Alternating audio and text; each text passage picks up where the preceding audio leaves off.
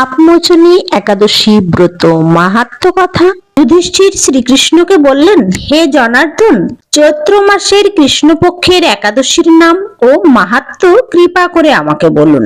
শ্রীকৃষ্ণ বললেন, হে ধর্মরাজ যুধিষ্ঠির, আপনি ধর্ম বিষয়ক প্রশ্ন করেছেন। এই একাদশী সকল সুখের আধার, সিদ্ধি প্রদানকারী ও পরম মঙ্গলময়, সমস্ত পাপ থেকে নিস্তার বা মোচন করে বলে এই পবিত্র একাদশীর নাম পাপ মোচনী একাদশী নামে প্রসিদ্ধ।